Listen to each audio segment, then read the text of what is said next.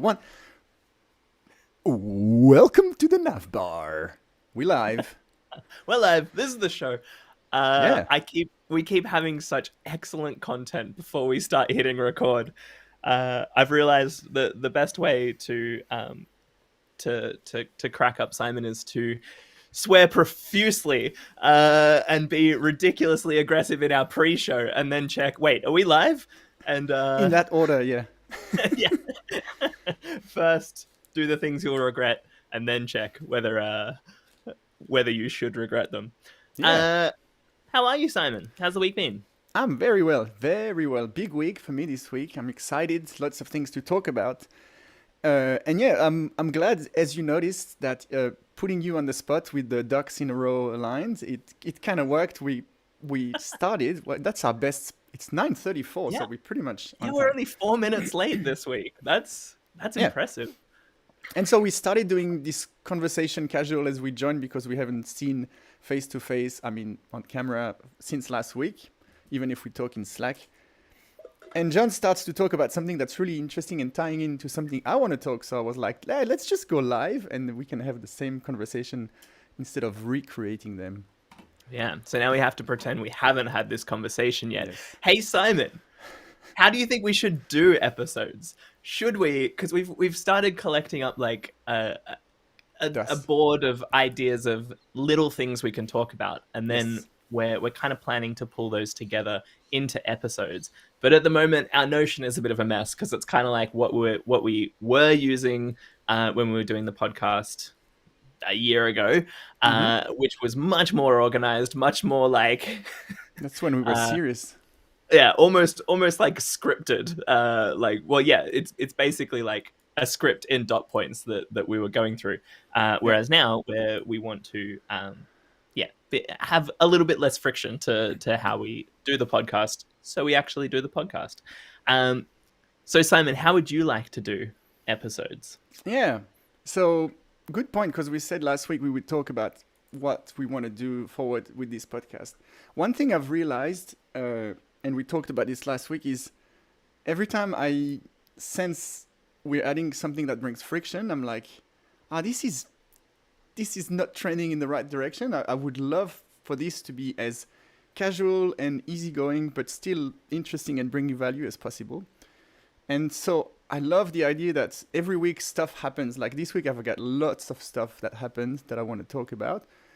And I love the idea of just starting with that, like a friend-to-friend conversation. And then if there's bullet points that we got to pull in some questions or some topics, we can definitely do this. We can also have I know we want to have guests, and you don't want to have a guest and then just waste it. Although maybe it's not wasted, but just talk about random stuff. It's still fun, but like these would probably be more structured, especially if it's like a high-profile guest. But yeah, I woke up this morning and I was like, I have zero plan for the NavBar. I've tweeted about it. I have zero stress whatsoever. Usually I'm like, gotta be ready. How do I open? What's my first sentence before I get in the flow? And I was like, I have my mother-in-law at home. I have an extra corgi that does a lot of noise. My kid is home sick. I spoke to him just before. He's fine. But all these things might have been, maybe we should push to next week. And like literally no part of me whatsoever was like worried or stressed about it. And I would love to keep it that way. So for me, Like the just answer then, is like, I realized there was this blaring sun on my face that was blinding me. And rather than saying, Simon, we got to start again, we got to cut all this, we got to hit record again, live. Yeah. stop being live, take off the broadcast, let's start it over. I just went and closed the window, and now it's fine. And yeah, Jason, you get to experience the hair of John, not covering it with a cap this time. New NavBar, no New cap. me. Yeah. I last week, I think that's the first time I actually saw you without a cap.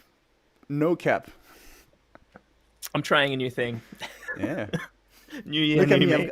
I've got the double ponytail going. Oh yeah, wow, rocking a double ponytail. That's very cool. Yeah, When I that's a play good point. So Your I'm hair playing was- basketball. I want my hair out of my face, and it's like 1 or 2 months away from everything fitting in one spot. Yeah. And I think the sad thing is once I reach that point, which is now like arbitrary milestone I set, that's when I'm gonna be like, all right, now I can cut it off.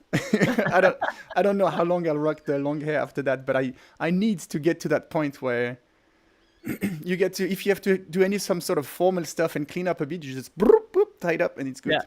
Yeah, perfect. Yeah, I had super, super long hair. I don't think, I hope there aren't any images of this. Actually, no, we did use one as a joke for a super bass thing we did. But yeah, I used to have hair like down, like past my Oh shoulders. wow. Yeah. Yeah, basically stopped cutting it in high school and it got very, very long. I looked like a very cool metalhead. And then when I finally, because I have quite curly hair, and Yeah. so it just became like a massive knot. It was just impossible.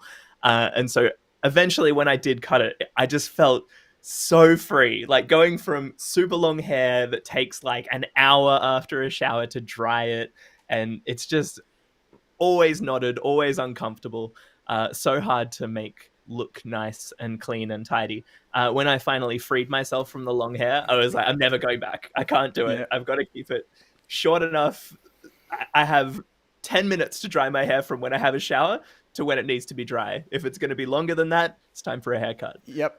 Yeah, I know full well that if when I cut it, it's like I'm not going back, because there's that maintenance that you talked about, but there's also about 18 months of absolute chaos. Like you work from home, it's all fine, or you wear a hat everywhere you go, until you have to go to a formal event where it says like, please no Yeah. caps and stuff, and you're like, what do I do? Like, because there's all these lengths. Like first you can spike it up and do cool stuff, and then it becomes a bit like floppy, but it's too short to do any some sort of attachments and too long to do any styling. And this is the phase if you did it in high school it might be different, but as a functioning adult it's that phase where all your friends and family start saying, you need a haircut, what are you doing? And it's like so tempted to just like, they're right, rip the band-aid. So I think anyone who had long hair but started short and grew it out has a appreciation for the dedication and the willpower it takes, because it's the peer pressure and everything. And then eventually you get to a point where, and I had that a few times now, where people say, oh, you got really nice blonde surfy hair, that's really cool. But I think you only get to that point where you, like you said, you can rock it like crazy long. And if you can attach all in the bun, it's like, it actually makes life easier than having mid-length or whatever hair that you need to style. You just wake up and go, bleh, just a big bun, which is I had a shower. Yeah, yeah. I've always wanted dreadlocks. That's always been like since high school. I've always thought dreadlocks would be the coolest thing, but it just adds again to that, like it takes even longer to dry. You've got like not only the length of your hair, how much hair needs to dry, but they're all in big rope knots that do not let water out. Yeah. So yeah, it's still on the long-term goals. One day I will have dreadlocks. One day we will take another like year off from doing the podcast and I'll come back and people will be like, what? You now have a full head of dreadlocks. Life goals. Yeah.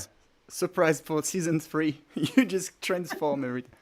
I have a fun before we switch from the hair topic. I have a funny story, because I was with my short hair, I was doing all the YouTube videos for Tailwind Labs, and I always had like the fancy fade and stuff. And then towards the last videos, if you look on the channel, it starts getting close to that, like, oh, it's starting to wave and like it's kind of weird. And then in my head, I was like, oh, I wonder like if someone at the Tailwind Lab's gonna say, dude, can you do something about your hair? It's getting crazy. But fun story, I got cut off the team before that happened. Maybe that's why it happened. Oh yeah, maybe that's why. Yeah, they have a particular We can't length have this of hair. Once you've gone, either you cut your hair or you are cut. That's the policy. Yeah. And now, like if I tie it like this, I kind of look young and fresh. But if I have any video where it's kind of all over the place, the comments are like, oh, someone said, you've really significantly aged in the last 6 months to a year. Like, are you okay? Are you burnt out? You need to take care of yourself. And I was like, my response was like, I appreciate the support, but I am 42, almost 43. That's one thing. And then second is it's probably the hair. Like if I cut it, I'll look back to my young self. It's funny. Nice. Anyway, All right. enough about the hair.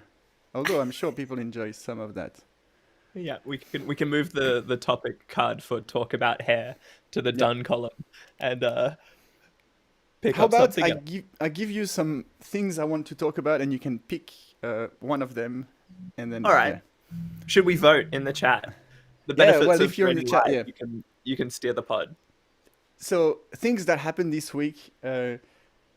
One thing I want to talk about, and even if you don't pick this one, I will talk about is it's a huge week for me because on Friday, 2 days from now, I'm running my first live workshop for Epic Web, Kenzie Dot's platform, where I'm gonna teach people to convert Figma to Tailwind CSS in a live Gather.town. I don't know if you know the app, but we can talk about it. It's a really cool remote virtual world, recreating the presence. That's pretty cool. Just so quickly, you put up Yep. a screenshot of like a Pokemon style Yeah. town. Is that actually in the app? Like it's actually like the UI is built Yes. around that kind of top down bird's eye Yeah. view. So it's like That's a top-down video gamey sort of world, and then you can place whatever elements, just like if you, I don't know if you used to play this game like Theme Park or like Sim City or whatever. You just, Yeah. I'm gonna build a building here. So I've created some tables and chairs, and then what happens is you can create private areas where only if your little persona sits on one of these squares, you have access to people's audio and video if they're turned on.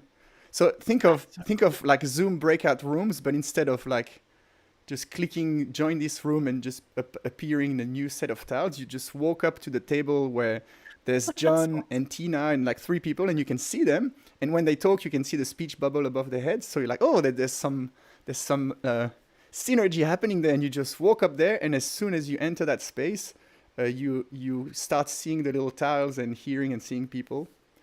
And even if you get one tile away, you can like it comes in semi opacity and really faint audio. So like the audio fades in as well, and like I don't think it does that for private rooms because of the private bit. But if you walk past people, you will see their avatar in like semi-transparent. And if you talk, you're gonna just hear like this a little bit.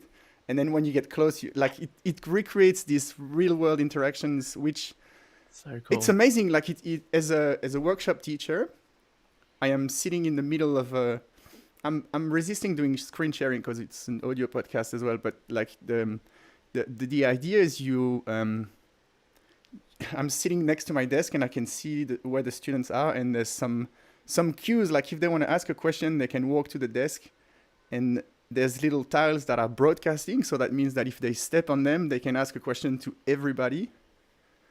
So there's a lot of mechanisms to talk to no one. If you go, there's little introvert seats for one person. So if you go there, no one can hear you and talk to you, except if they broadcast to everyone. But it's super cool.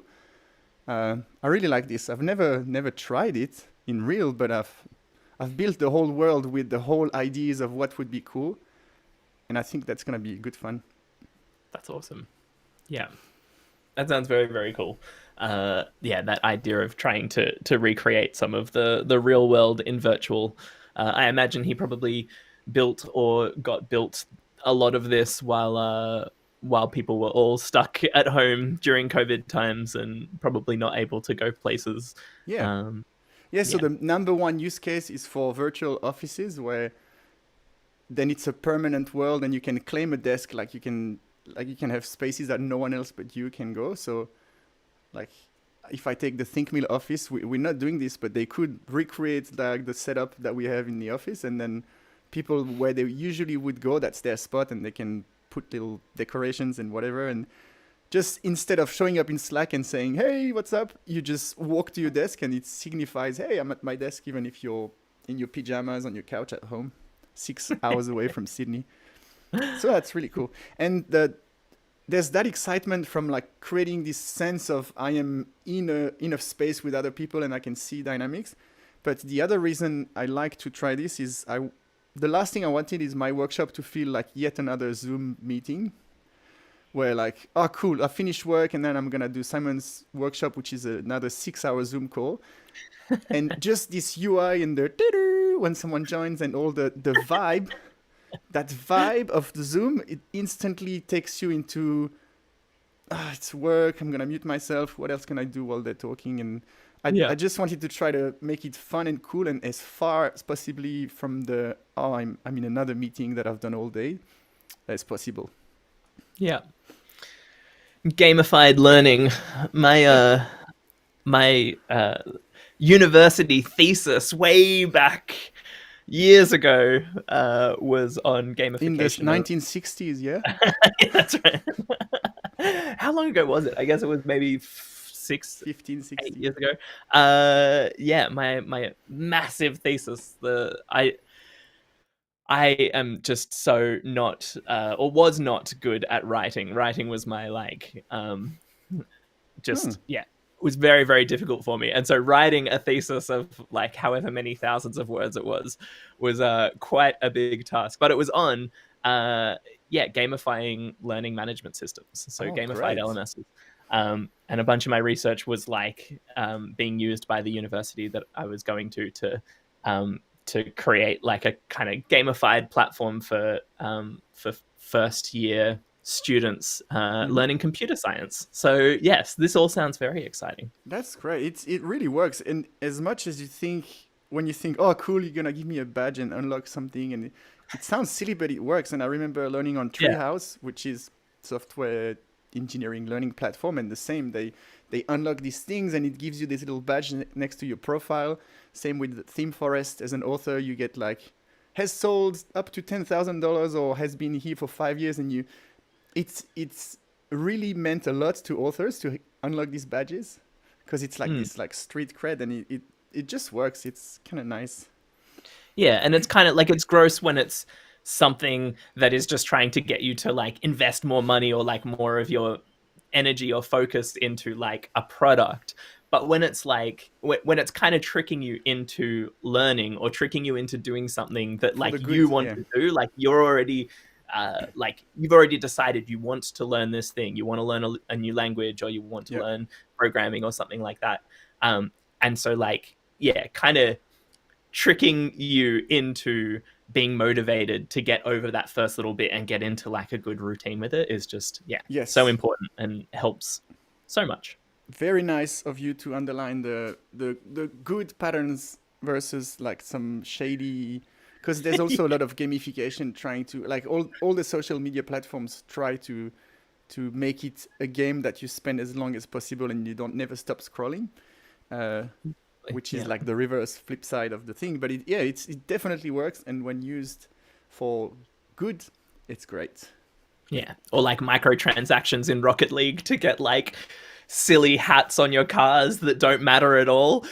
This is what I used a lot in my thesis was Yeah, Rocket League as an example. But yeah, when it's like meaningless stuff, it's just kind of like let's get as much money as we possibly can from these people. But when it's like yeah, tricking you into doing something that you have already made a decision that you want to do that will yeah, better you as a person, yeah. it's Another great yeah, use I'll case get for into it. that is fitness and weight loss apps. Like you set goals, Totally. and then you when you get to 50% of your target weight or whatever, it just unlocks this thing and like little confetti, and like there's that sort of stuff is you can really go from like, oh, I can't be bothered, why it's too hard, to like, oh, but if I do it one more day, I have my 30-day streak and I've got the badge, and that's really cool. All right, so that was option one of what we can talk about. I didn't really ask you. Yeah, I said here's The actual. I'm assuming you wanted to talk about the actual workshop rather than just the that's just the what, but learning see, part. that's what I mean. It's like genuine conversation, and with the NavBar, we had the bar like maybe the whole thing is like the, Yeah. there's something, I don't know. I feel like if I was not myself or John Myers, and I was like, I've watched years of their videos, and I would love to learn more about them, I'd enjoy like a conversation like this. Just like we both noticed that Aaron Francis and Ian is the other person. I think that's Yeah. really cool how they talk about their babies and no sleep and diet coke and whatever random stuff. And I like it, and yeah. Yeah. But I know Yeah. I we was should referring to provide the value. mostly technical podcast, Yeah. which is yeah, a So very good one. let me dominate the conversation one more time and tell you about my workshops. Absolutely. I would love to hear about your workshops. We skipped the gather town, but 24 people, 24 learners and myself, so we'll be 25 people hanging out from 6 a.m. till 11 a.m., which is 11 a.m. till 5 p.m. in Pacific time, West Coast of US. Nice. Fun fact, we always, when working with Joel Hooks and the Egghead team, the target audience is always like, if you want to maximize ticket sales, it's like do it on the West Coast of the US. That's where the most amount of people are likely to buy your stuff, all the big tech companies. And then I'm going to do a poll on Friday when I start, but from what I heard, I didn't talk to all the students, but I talked to 6, 7, 8 of them, and all of them are in Europe or Japan or like random, and it starts at 11 p.m. or like one starts at 2 a.m. till 6 a.m. or 7 a.m. And I said, dude, I'll provide a refund if it's like, he said, no, I mean, it is hard, but I really, really don't want to miss this. And so they're going to do that. There was this funny thing that happened, like a running joke when I was running the happy hour live stream, which was like a weekly super bass Friday afternoon live stream we were doing. Yeah. The only time zone that people joined from, no matter what time we did it, everyone in the chat was joining us at 2 a.m. That was just like the sweet spot when people happened to kind of be online and be looking for something to watch. So whether we went online, like whether we went live at like 10 a.m. in Australia time or whether we went live at 5 p.m. in Australia time, everyone who joined us, 2 a.m. It's funny, hey? Yeah. Like, so you're always trying to optimize for the US and then just like everyone else from all over the world joins. Yeah. Because I have genuinely people who said, oh, I really want to do this workshop, but this time zone is crappy for me. Are you going to do one for like the European time zone or like India? Well, India would work quite well with Australia, but I'm actually going to ask everyone to put in the chat on Friday, what time is it right now where you live? Because I have a funny feeling that more than 50% of people are actually not from either West Coast or even the whole of the US. I've the names and the email addresses, domain stuff. I haven't done proper research, but it's the vibe I get is a lot of like Europe, UK. So we'll see. And I mean, if I can get up at a slightly more reasonable time next time, I can even make it better for me as well. Yeah. That's what but I would try to optimize first for the learners. But if I manage to sell out a workshop to non-Pacific time zone, that means that there's potentially another chance to sell out another set of, So that's the other idea. We usually announce workshops 6 weeks ahead, because typically you sell 5, 6, 8 tickets immediately. Like you have like the diehard fans that like shut up and take my money type. And then it's like you have to make videos and stuff and like some promotion stuff, and every time you do, maybe one ticket sells. But in my case, we tried 8 weeks ago. Like we even left a bit longer because it was like the first one, and announced it on a Friday in Australia, and on Tuesday the next, so just over a weekend, it was all sold out. And I even sold 4 more tickets than planned due to some checkout logic stuff. It was supposed to, if tickets left equals 0, it stopped selling, but someone bought a team license for 3 people when there was 2 left. So it went from, it should have not let them, but like it's a remote stuff, so it's not like you're not overbooking an airplane. I mean, you know, but it went from +2 to -1, and then the checkout form said -1 tickets left, which means people could still buy it, and a couple more bought it.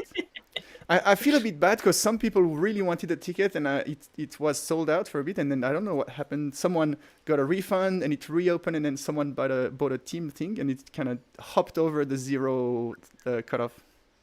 Right. So hot tip, if Simon's workshops are sold out in the future, just keep checking back every couple of hours in case some kind of glitch allows you to snatch some more tickets. Is this going to be a recurring, like this specific workshop? Has this been built to run multiple times? Is it going to be a self-paced workshop in the future? So the whole idea of the live workshop is to test out the materials with real people that spent real money. it's like a philosophy coming. I don't know if you read the Mom Test book, but it's basically don't ask your mom for feedback for your app because she's gonna say, "Oh, sweetie, it's beautiful. Yes, of course, you're gonna be amazing." And it's like, no, you need to get. You don't want the fluff. You want to cut off the fluff and get real feedback. And one way to get real feedback is to ask people to pay $300 and then deliver something, and they will tell you if they're like, "Look, it's a lot of money. I was expecting this or that," or yeah. So the idea is you do this workshop, and also there's that concept that a 1-day workshop worth of materials is a good size for a self-paced video course module. So the idea is to turn this into, like you said, self-paced video workshop. Sometimes this term is confusing. It's basically an online video course, and you get me in a little video like now that I introduce the problem and then I walk you through the solution like I would in person. But you don't have to be up from 2 a.m. till 7 a.m. to do it. You can do it over 6 weeks at lunchtime, one video every time or whatever. But very cool. The other benefits of the in-person workshops is you can take people's feedback. Remember, it's like a user research. You can take people's feedback and then say, "Oh, okay, this bit was too long, and that part was really confusing for like 7 out of 24 people. So there's probably something to make better." And then you can kind of readjust the flow of the workshop and then do it again. Ideally, we try to make workshops 2 or even 3 times live with an audience. And then we can assume, okay, now we've done 3 runs. We have a bunch of feedback that's really good. We can put everything to the final product and then record videos. And then this is the thing that hopefully sells really well. The scalability of the earning potential with these things is really the self-paced workshop, because 1 or 2 million people could buy it, and it's the same amount of work. And you hope you're trending closer to 2 million, even if it's never going to happen, than 1, because that would be I've worked on this for probably multiple hundreds of hours easily, maybe probably in the thousands already. And when I was talking with Ken Siders, he said like you very quickly get to 10,000 hours. You always hear like that's what you need to master something. It's like you will have spent 10,000 hours creating workshop materials. So you become like you have that mastery of this skill. But when, I don't know if you listen, Ken Siders was on a podcast with Tejas Kumar yesterday, literally. I've listened to it walking the dogs, and he said, because they talk about how Epic React sold a 7-figure sales in 24 hours, and it's like $1 million, and everyone's like, holy shit, you're rich. What? You're a millionaire, an instant millionaire. And it was actually Matt Pocock who asked the question, like, how tell us about the experience. And he used the word overnight success, probably tongue in cheek, because Matt is very humoristic. And Ken was like, yeah, it was definitely overnight success that took 6 years in the making of, and he kind of mentioned the whole lead up to this launch that kind of makes 7 figures. And then he was like, some of this money goes to Egghead team, whatever, the partners. But if you think of the money that's left and the 6 years of preparing that, it's like any person in tech with like a senior level salary in these 6 years would make some sort of equivalent. So it's not like you launch Epic React and then you buy an island and a yacht and you off to the. That's right. You just pay back all the debts from the last 6 years that you haven't been getting paid any money. Yeah, and to be completely transparent, this is how it panned out with Pro Tailwind, the thing I did by myself. I had this ambition that I was like, I have 3 months to prepare a short course, and then hopefully it sells enough that it buys me another 6 months so I can make a bigger course. Step 1, it didn't take me 3 months, but it took 6, so I kind of stretched my budget already. And so I started not going in depth, but like kind of like doing some agreements on like, hey, support me now and I'll support you later sort of stuff. And then when it sold, it actually sold quite well, and it made like something like $14,000 or $15,000. And I was like, oh, this is amazing. And then I was like, no, it's not, because a junior level dev in 6 months would make more money than this. And I was literally almost working full time on this. And then it does keep selling, but every month it's just like 8,000, 3,000, 500, 200, and now it's to the point where my egghead videos and my Pro Tailwind earnings are pretty much the same. But Right. I've put 10 million times more effort in Pro Tailwind. Yeah. But yeah, that's the reality of like if you want to be a course creator, when you see people announcing that they've made $1 million in 48 hours, I used to naively think, oh, they're set now, like generational wealth. And then you realize, no, they actually might have some of that money invested, like in the infrastructure. I was talking to you about the Notion, the bill for the Notion plan with 8 people just by itself is like a bunch of money. And yeah. Yeah, and also, like depending on where you are in the world, tax, getting hit with one massive like lot of income in 1 year when you've been working on something for 5 years, like you haven't paid any tax for those 5 years. Yes. And then it's like you're earning a massive amount of money and just like potentially like half of it or 30% of it or whatever 40, just disappears straight away. So yeah, my wife is very that saves me. She's very finance savvy. She studied like a bunch of like economics and stuff, and her dad is also like financial advising for companies. And I was so excited. I said, "Babe, wake up! Look, I've made $14,000. It's amazing." And she was like, she breaks out the calculator. congrats. Are you sure? It's great. Well, actually, you've made 10,000 because you need to put 40% out for tax. And I was like, oh shit, yeah. And then remember how the last 3 months you've been supported for pretty much this 10th, so this needs to go. I was like, oh yeah, I've launched and I've maybe made $37.20. It's still cool. Look at these comments. There you go, Jason. Yeah, Jason sorry, the comment for the audio people is that Jason Walker is saying that he is a happy hour regular at 2 a.m. UK time. So yes, Jason used to join us almost weekly for the Super Base happy hour, and actually helped build out a bunch of stuff in the example app that we were building, which was very cool. Just some of that stuff that you were working on for Pro Tailwind, like I imagine just becoming so familiar with Tailwind would be transferable. Is there anything like more one-to-one transferable from Pro Tailwind to the Epic React or Epic Web? This is a great question, and something I've talked with myself and with Kent and with Egghead, and I think it's gonna be 2 separate things. And the hope, or actually just when Kent announced, hey, Simon is joining me as a partner instructor, like he never mentioned Pro Tailwind or anything. He did a link to my website where there's a link to my course, whatever.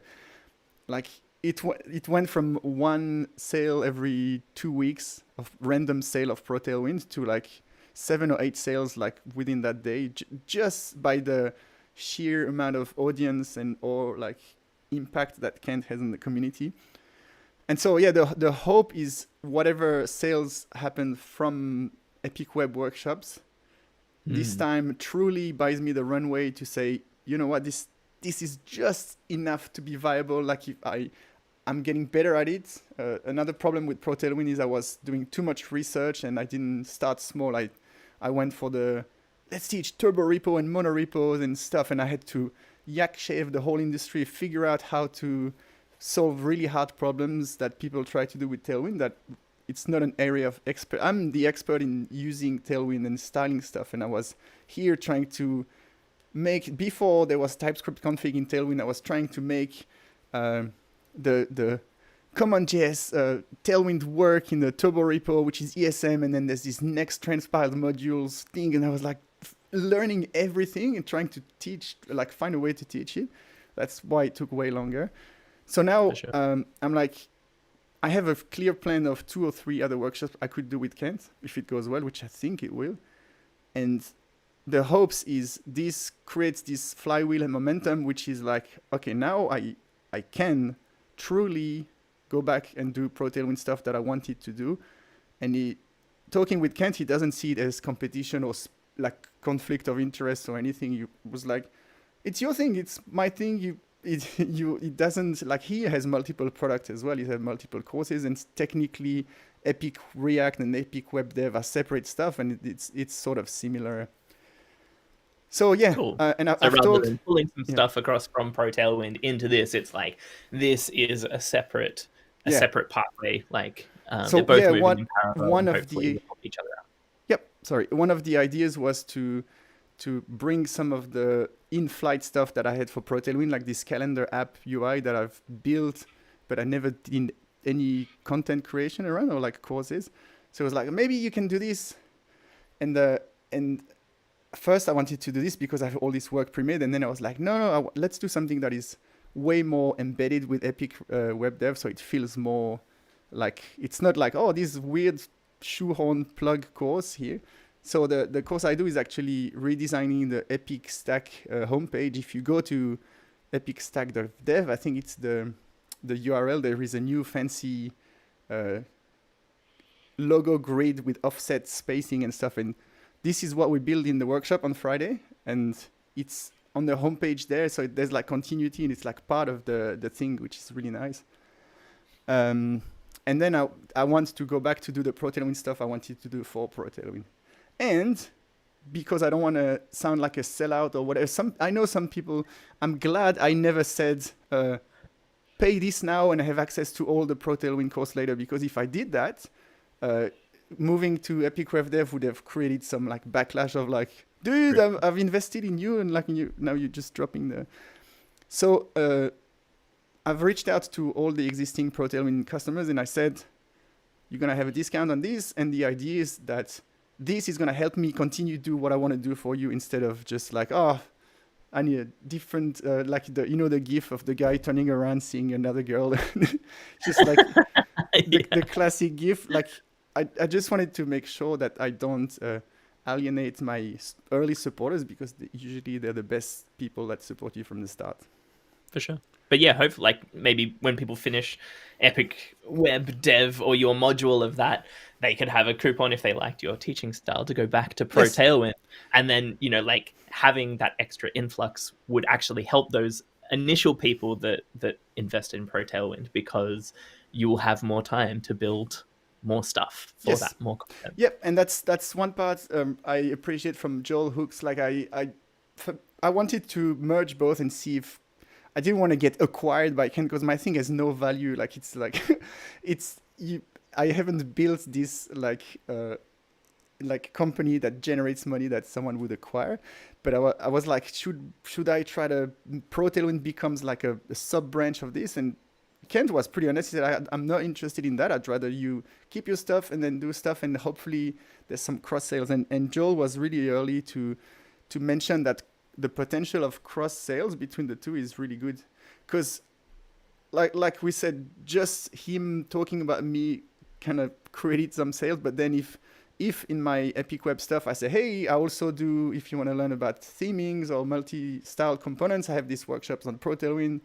If you like the teaching style, this is also me. It's the same vibe. And also from my thing, I can promote the other one. So it's pretty cool. And I guess it works very well for all of the people, because they're both kind of on Egghead or on badass courses, and so they're kind of both going out through a similar platform, right? So they can in the back end do some coupons and cross things and segmentation of the mailing list. And it's like another distribution channel. In a way, the podcast we're doing is also a bit of that. We plug our stuff at the end, and hopefully the three people listening, kind of one of them is like, oh, maybe one day I'll like, you have a YouTube channel, you have a website, you have whatever, LinkedIn, like all of these kind of contribute to feeding the other word of wisdom that Joel gave me about 6 months ago. And I said, when Kent reached out, I said, I hope, because I had really burnt out from trying but not have enough time and too many commitments and too many research stuff to do, I said I really hope I can revive the Pro Tailwind project, because I was super excited about it, and then it just went like really bad. And he said straight up, he said, dude, there's nothing to revive. It's here. You've stacked a pile of bricks in your backyard and you want to build a shed one day. You're not going back to the shop and buying the bricks, and like you already have done these foundations. And it's every time you do a little video or tweet about this, one or two people will see it and buy it, and you just have to pick up where you were and not think that I've wasted all this time, because the stuff is still there.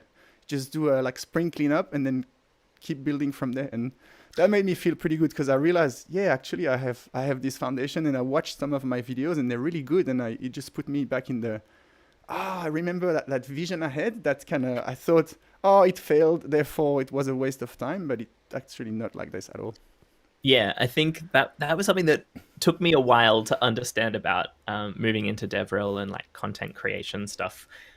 Was like you see all of your peers who have been doing it for much longer than you, who all have like massive followings on Twitter, and they have massive like subscribers on YouTube, and every time they put out a video, it gets like thousands of views straight Yep. away. And you know, I think I had this perception that, you know, you have to put out the right thing and then it just goes viral and then you are successful. And I think that is the case for very few people who are in content creation. I think the much more likely path, which was definitely my path, I think Simon's path as well, is this what you're talking about there, where you have lots of things you're doing. You're going on podcasts, you've got a YouTube channel, you're doing stuff on LinkedIn, you've got all these irons in lots of fires, and all of them are contributing a very small amount to this overall audience. Yep. Not, you know, one of them might do a lot better than the others. So I put out one Egghead course on building a SaaS product, which did much better than my other courses. But still, it was like this compounding effect of everything was kind of building up to this, a little piece of a larger thing. And I think Egghead was very much like that, like putting out courses and videos. It has this compounding effect where you put out one course and it's like, okay, there might be a bit of an uptake at the start. Lots of people are watching it, and then it kind of tapers off. And like it's hard to revive that again and get people back into that first course that you put out. But the best way that you can get people back into that is putting out a second course, because there's then that spike at the start, but then people like your teaching style and they go and look for other things that you've done. And so each time you put out another form of content, either another course or another video or more tweets or whatever, each time you do that, and there's a lot of people that see it initially, hopefully those people start looking at other avenues where they can find your content and other ways that they can engage in what you're doing. Yes. So yes, a much slower burn. If you're looking to get into DevRel, if you're looking to get into content creation, give it time. It takes a long time to be an overnight success, usually about a decade. Yeah, some people seem to put it off earlier. Sometimes it's attached with some like going into the controversial. Like my thing. Everyone has a thing. It's not attached to your identity, but it's attached to the audience you have and what people look to you for as a like expert level person. For me, it's Tailwind CSS, and there is so much potential to growth hack stuff by doing clickbait title and like I don't want to name names, but like there's people like that latch on this sort of like, oh, there's some juicy stuff. This article came out. Let's just do a video where I break down this, and there's value in that. But it's like I'm not really interested in using this as a crutch to grow faster. Like I've always had the positive and friendly and stay away from the drama. Like Tailwind doesn't need more drama. I'm trying to be a force of like bringing people together rather than continuing the. But yeah, play the slow game. It always in the end pays off. Yeah, for sure. There's this, I forgot completely. I think it's the MFM podcast. Someone there was a guest and he made that. I forgot the word he used, but it just hit me to the core. It was like people talk about like saving money and have like compounding effects and stuff. And his suggestion was to accumulate not karma but like goodwill points. And when you hit that compound effect of all the goodwill you've done later in your career, where no matter what happens, someone will have a amazing job lined up because they're like, dude, if we can get this person, they've done so much. And that's something I want to live by. Like just over time, accumulate. Just like I've seen what's his name? Jason Lengsdorf. He had a quote also that hit me pretty hard. He said like, "Leave the campsite better than you found it," but instead of campsite, he used the tech industry, and that's such a nice thing to live by, where whatever you do is like make sure you provide more than you like. Nobody wants to be around people that constantly suck more energy than they give, and they just like a sponge. And yeah, I want to be that person that always gives more than receives and never expects anything. And I think if you do that for decades, good things happen. Yeah, yeah. You used the term compounding there, and I didn't think about the relationship between like this and actual like financial investing. Like compounding interest is a thing where like a little bit of interest that you earn on an investment, you then reinvest into the investment, and so that little bit of interest compounds with the next little bit of interest and the next little bit of interest. And so over time, like it may be a insignificant amount of money that's invested, but with that compounding interest over a long period of time, you end up with this, you know, significant investment. And I think that's very similar to probably any kind of skill set you're trying to build. But when you're talking about trying to build up an audience of external people for content creation, I think that's very similar. Little bits of interest that people have in what you're doing, compounding over time. Yep. I think the best way.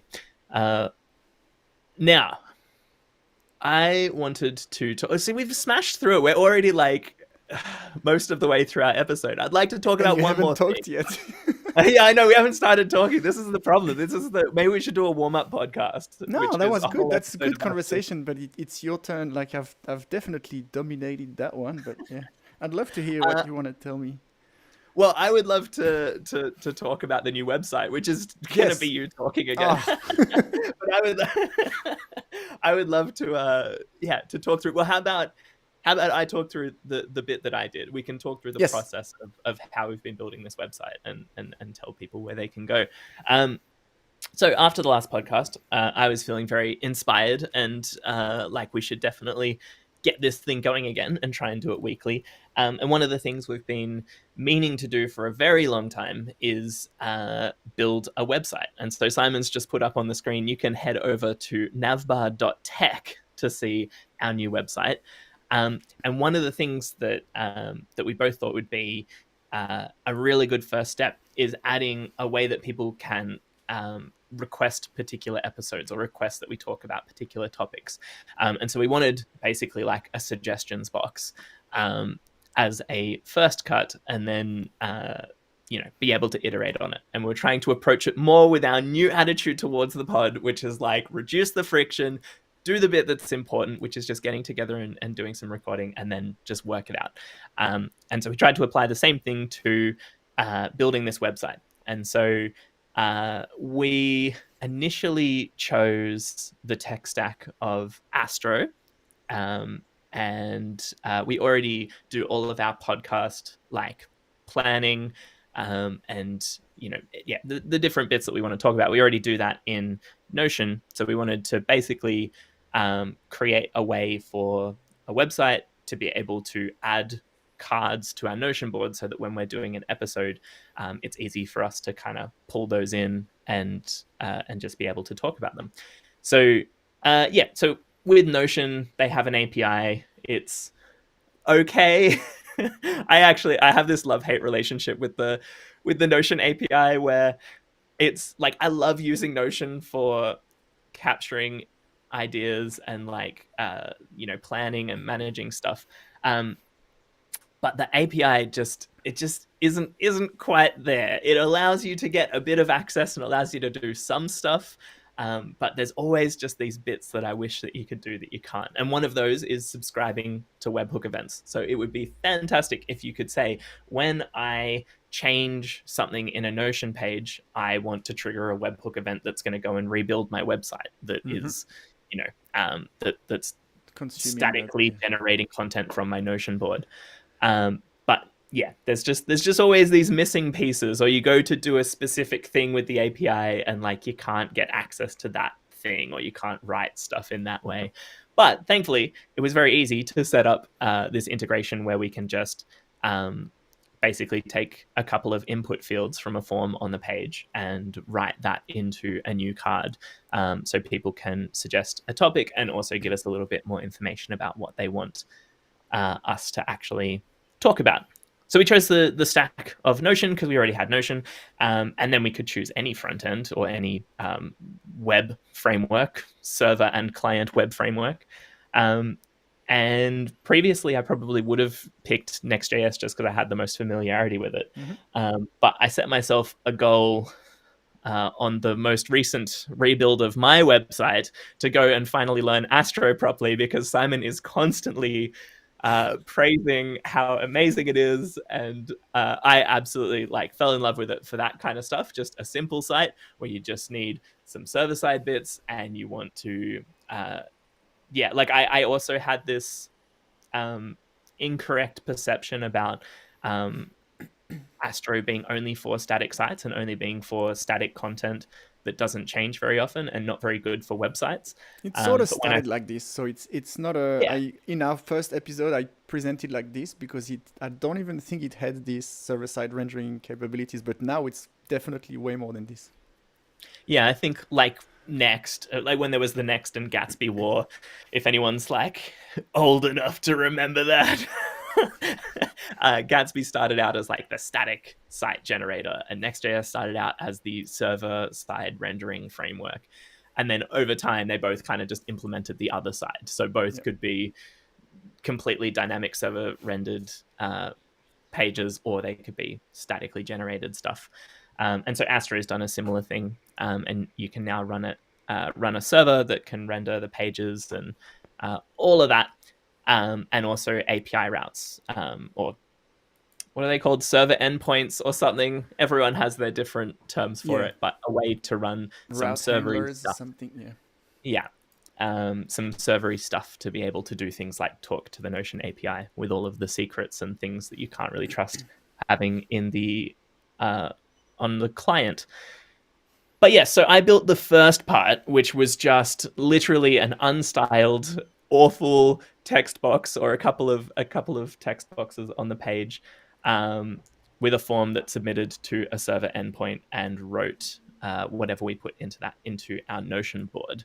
And then I said, "Hey, Simon, you're really good at making look nice and good and stuff. Could you please make look nice?" And then I went to sleep, and I woke up the next day, and it looked really nice. So, do you want to take us on the journey from that point where we had that integration, where it was just the functionality that was there, and we could write those suggestions to the Notion board? Where did it go from there? Yeah, great intro. It's funny because for me that was the exact opposite. I was like, I would have struggled so much to write a server-side post request that kind of does the stuff with the Notion API. Not that it's complicated, but I spent 90% of my time on the front end of the front end, design, UI stuff, and I also do like API calls and stuff. But writing, we are actually the perfect team. It's amazing. I work for Superbase, which is the back end, and then it's make some clienty apps in the middle that look kind of nice, and then you're on completely the other side where it's the really beautiful design and make some apps. So, we both have this big overlap in the middle, but have this very this different skill set on either side. It's amazing. It is amazing, and then we can both make videos about what we do, which is it's a pretty dangerous combo if you think about it.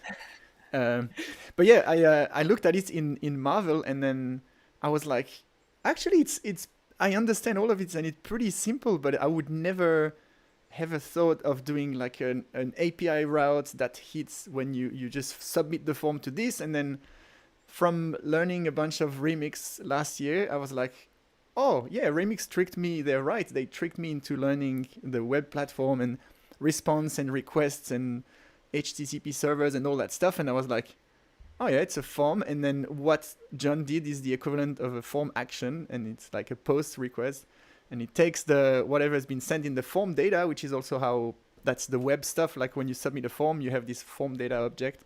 Oh, it's not an object, but yeah. And I was like, okay, he gets the values, and then if it's not filled, he says, sorry, try again, you need to blah blah blah. And then if it's successful, the data is correct, then it calls the Notion API and then updates the database ID where we have our Notion board. And if that works out and there's no error, it's like, success, thank you for suggesting stuff. And I was like, I've used Astro so much and I've never done any stuff server side.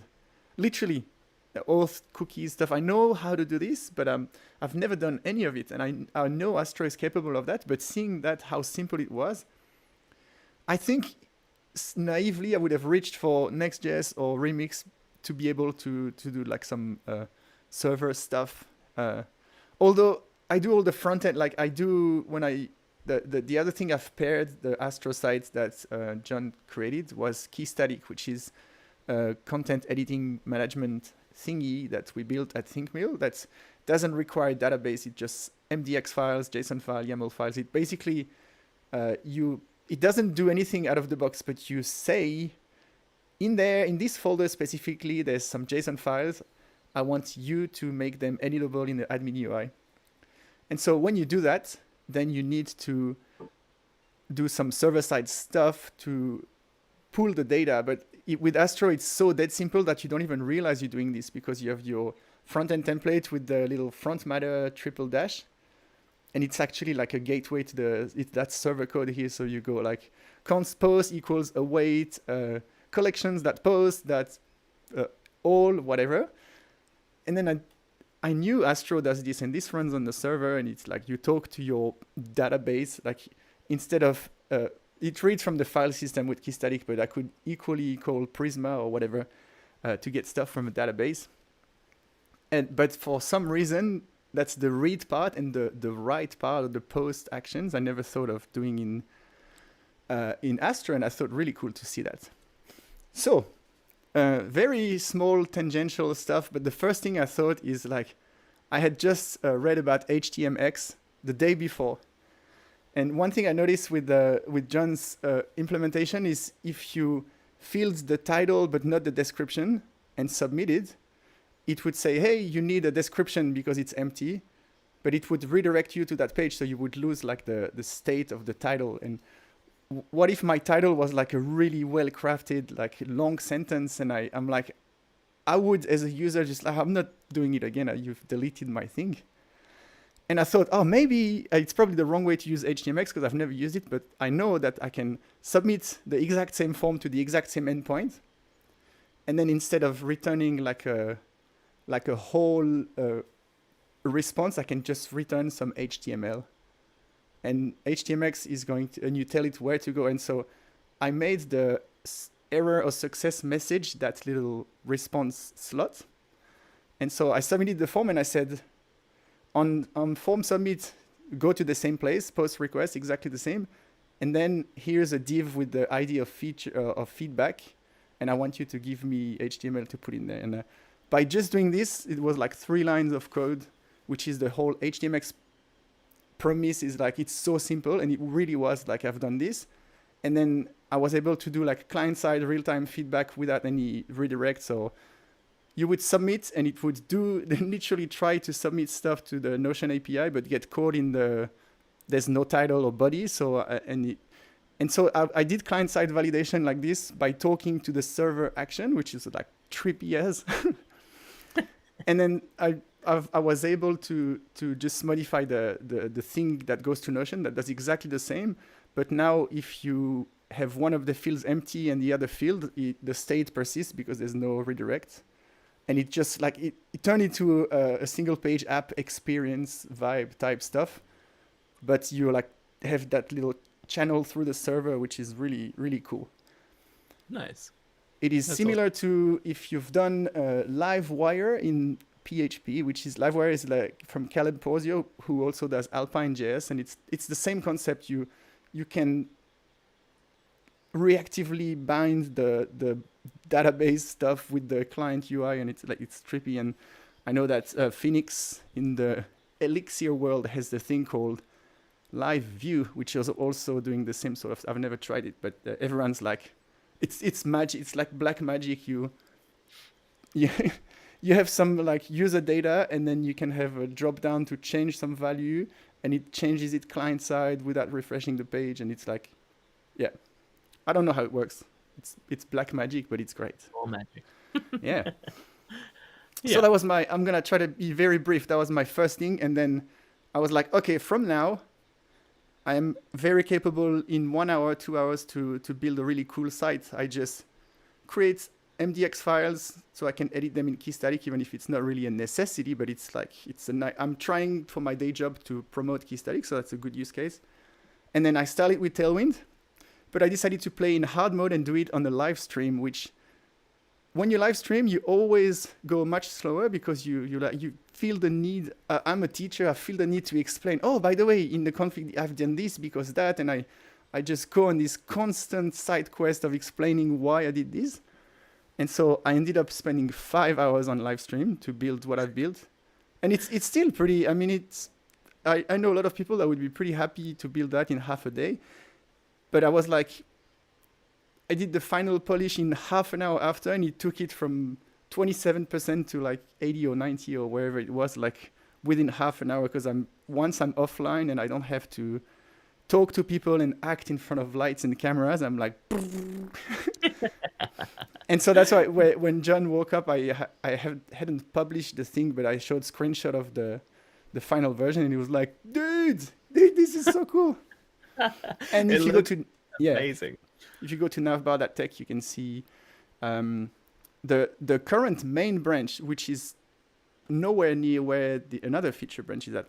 And I think a cool thing we could do is next week, I want to try to have that thing I want to talk about, and then we can talk about next week. And it's basically the audio player and the stuff that makes a podcast website. That's what I was about to ask. What sorts of fancy features are we thinking of putting in there? How would you accomplish something that can exist across? So yeah, sorry, to give some context, having an audio player that as you're playing an episode of the podcast, the state of that persists as you navigate around. So when you change the page, if you go and add a suggestion for some topic you'd like to listen to, how can we have an audio player that is keeps playing as you're navigating through the website? How might you accomplish something like that with Astro? Well, that's the thing. I had literally no idea. Like, break it down one level. Audio player. Like, even if I had to style an audio player, I've never really built a podcast or music website. So to me, it's like styling a drop-down menu, or like it's like how, because the audio element in HTML by default is invisible. Like you can just trigger play pause, but it's like it's there sitting transparent, like it doesn't take space.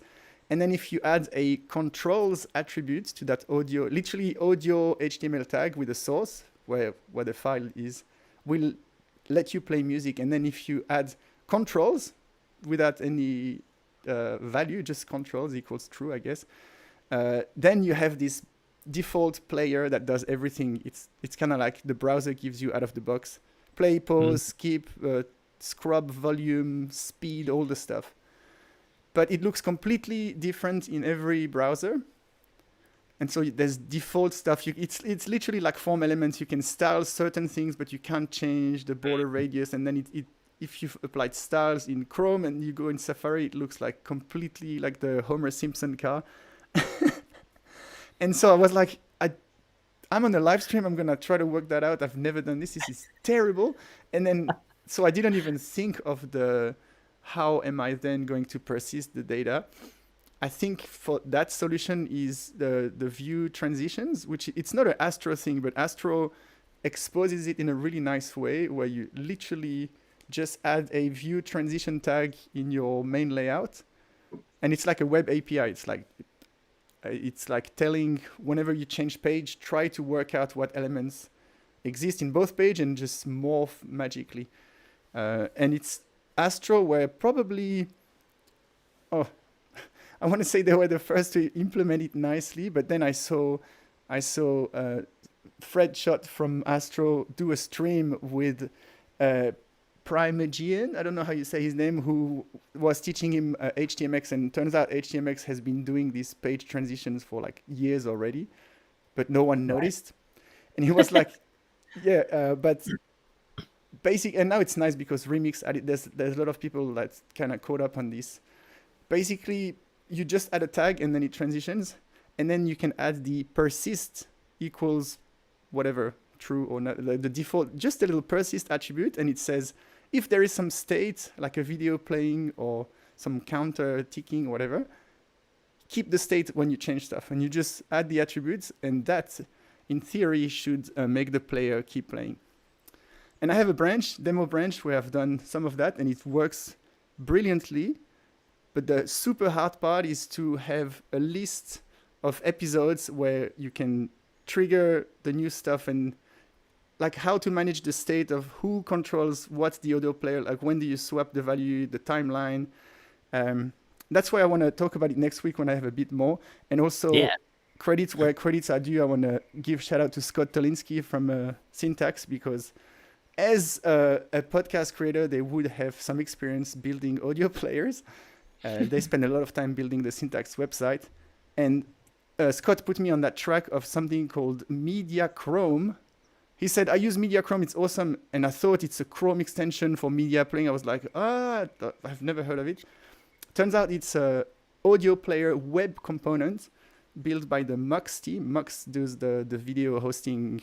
And this thing is incredible. Like, you have building blocks. So web components, another thing that I never really used, I've tried to learn them, and I was like, never used it properly on the site. I was like, I don't even know, like, do I need to learn the Shadow DOM and Houdini, and like, what I don't know the skills it takes to use web components.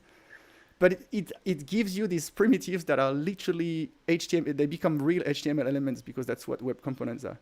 So it gives you a media controller, which is like a wrapper that has all the context about what's inside. So you can say play, pause, or like it's kind of it's almost like the back in the days, like the higher order component that kind of knows all the logic for whatever you put in. And then you can have audio or video.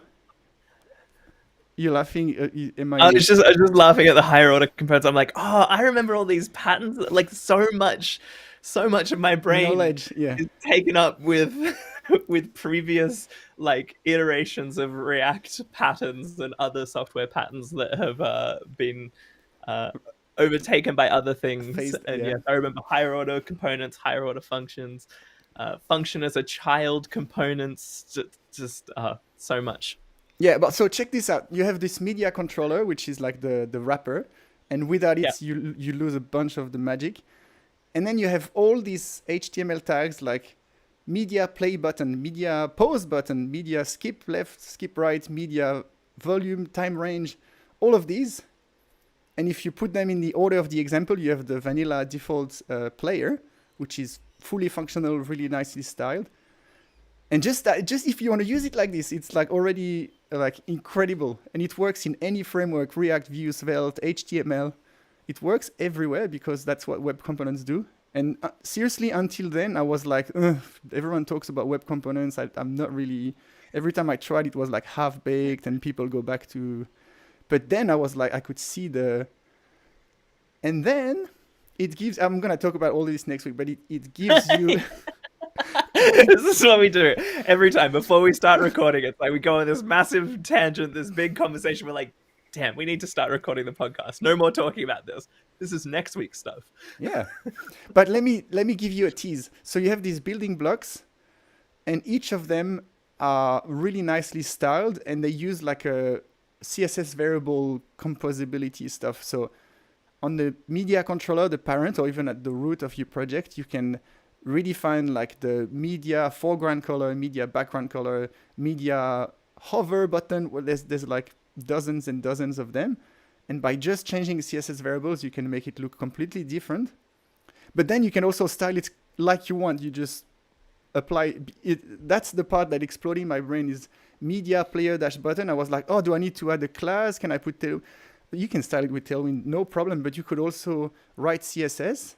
And just like you target an H2 or a div, so I never target a div, that's probably not a good idea.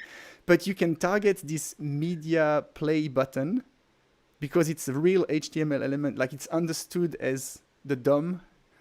and it renders in the DOM like this, and it's not like a fake dev server. It's like the thing. So you can style by selecting this tag that is a valid HTML tag. That's like, because HTML cool. has custom elements, and that's what it uses. So you can. That's the part that tripped me. Like I was trying to create a button in the list of players so that it would change the state for the audio player somewhere else and restart and stuff. And I was doing all manually with like Alpine JS, and then Alpine is great, but the syntax, if you do really advanced stuff, it becomes a bit. I was like, oh, maybe let's try React because I know it better. Maybe I can do this. And I had this button that was triggering a global event in the store so that the audio player, like recreating this context, because in Astro you don't really have React context. Like I was like going in these crazy like rabbit holes. And then I remembered reading the docs from the Media Chrome that says, hey, you can take any of these elements, like the play button, and you can put it anywhere, like in your sidebar, shopping cart, whatever. All you need to do is attach the media controller attributes that matches the ID of the media controller, which is that like the top level wrapper. And so I was like, are you telling me the play button that's inside the audio player, I can copy this and put it in a different page and just add the attribute? And I tried and instantly worked. And it sets the, like, you still need a bit of state to decide which is the current episode playing. But my state went from trying to control everything and like set is playing and reset time, like I was doing all manually. And then all I've done is I grab all my shows episodes from KeyStatic, and I grab the slugs, and all I do is when I click this button, I add some logic to set the current playing episodes to the slug.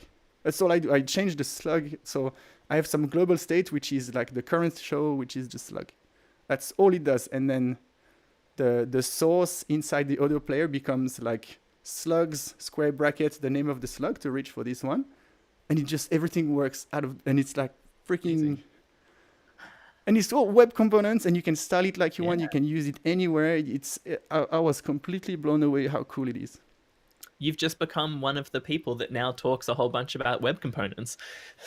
Well, I still don't really know how they work, but this Media Chrome thing is a really good. If you want to be impressed with what web components can do, that's a really good way to be impressed. Yeah, that's sick. That is, yeah, very, very cool. I can't so wait hopefully to see. Next week I can say, hey, go to navbar.tech, because it lives in the Media Chrome branch. Actually, the repo is public. You can go see my like ranty commits, like please work. Like, but it's I got to a point where if you are on the grid of posts, grid of shows, you click play and it starts playing at the bottom, and then you can navigate. Sometimes it works, sometimes I'm doing something wrong, so it bugs a bit. But it's the proof of concept is kind of there. Like it's sick. Yeah, hopefully I can find some time to make it work properly and then talk about it properly. Yeah. Look forward to hearing more about that next week. That sounds sick. So if you do want to add a suggestion for anything you would like us to talk about, whether it's tech or whether it's, I don't know, about our skateboarding tricks that we can still try and do as old people, then head over to navbar.tech, click the suggestions link in the navbar, or just head to navbar.tech/suggestion. I don't know if there's an S. Maybe. I'm checking Hang on. now. We just need to work out what navbar. Yes, there's an S. Okay, an S, suggestion. So navbar.tech/suggestions. Fill in the form and let us know what you'd like us to cover on the pod. And with that, I think that is the end of the podcast. But before we go, do you have a sick pick for me? I feel like I'm putting you on the spot. So I'm going to go first, and you've been talking for a long time. So I've done my sick pick. Media Chrome. This is my pick. It's awesome. Go try it, and then we can skip that bit. All right, sounds good. My sick pick is these awesome tree climbing kids things that we bought for our little ones, which are like when you have a rock climbing wall and you have those different shaped things that you can either use to lift up on your feet or grab with your hands. Yep. It's like a collection of those with like ratchet straps that you can strap around trees. And so, like, we live up in a foresty area with lots of trees, and so we bought a bunch of these that you can wrap around trees and create these like rock climbing walls on trees, Oh, essentially. nice. So if you have a tree that has like a bit of a fork, which would be very fun to climb up and sit in, but there's no lower branches to get you up there, you can buy these things and wrap them around the trees, the kids have this like rock climbing wall that gets them to different bits they wouldn't be able to access on all the different trees, which is sick. And when they get bored of it, you just undo the ratchet strap and like move where the things are, and then ratchet it back up, and you've got a completely Yeah, different it's a uh, new element every time. Yeah. yeah. It's so cool, and it's like inspired us to look into a whole bunch of like outdoor adventure tree Yeah. equipment that we can get. So you can get like these um like uh like ropes, climbing ropes, that go between different trees, so different um like climbing obstacles and stuff. It's very cool. It's a whole That's cool. world. Yeah, we have But the Ninja Slackline, which is like it's a brand doing this, and it's ratchet strap that's super heavy duty. I think 113 kilos is the suggested. So as an adult, you can do it as well. And then yeah, there's hooks every 60 centimeters or so, and you can buy either like just a rope with a nut or a ring or a bar, and then you chain them, and kids go from tree A to tree B. And I can't move my camera. I guess I could change the thing, but just out the front of my office, between the two pillars of the structure, we have that slack line there, and the kids use it all the time. You that's can't awesome. change the settings easily because you need to untie the pressure so you can take off the hooks. Otherwise, it's so flat. So you don't have that like, oh, let's put it there and it's a new world. It's always kind of the same, but it's still. Right. And I go do some pull-ups when I need to burn Nice. some death stress or just like Yeah. get the flow going. Yeah, it's good. Yeah, that's the other thing. Like I've been climbing trees again, which is so much fun. It's awesome. And so yeah, even as an adult, you can enjoy these things, either We were incorporate them designed. into exercise routines or just That's the have thing, some man. fun We outside. were we were designed to climb trees and not look at computer screens all day. And although evolution made us do that, we still our bodies are still in need to that sort of stuff to stay healthy and stay sharp. So Yeah. it's good that you find ways that are making it fun. Yeah, for sure. So that's my pick this week. Go get some tree climby things, wrap them around a tree, and go climb some trees. And now that we have a website with content management, and we will maybe put show notes in the episodes that you're listening now, and there'll be a link to that pick. That's the idea. Yeah, Yeah. I think I wanted to do because right now it's just a big WYSIWYG field like markdown headings, links, whatever. But you can with Keystatic you can really easily create like custom blocks like a sick pick block or like a shout out block or some like if something really interesting like uh, when I did shout out to Scott Tolinsky, like you could have a shout out with the person name, a link, the timestamp, and like do really cool stuff like this. And so when you use Keystatic to edit the markdown, you can create this really cool bespoke experience rather than just like a post like you would do in Facebook or Twitter. And Sick. like I mean, let's be completely honest. If I want to build stuff on this website during my work time, I like if I can showcase what Keystatic can do, that there's a real value for the company to say, hey man, go ahead. That's really cool that you do this. If I if I just like I'm just gonna continue building my website podcast stuff, it's kind of yeah. It's I think it's a nice opportunity to showcase cool stuff it can do that really makes our life actually more enjoyable when we have to create show notes. For sure. Yeah. I win. Think Mill wins. The community wins. Simon wins. We all win together. And that's the end of the pod. Bye. Shut it down. Shut it down. Thanks for joining, and we will talk to you next week. Bye. Bye. This is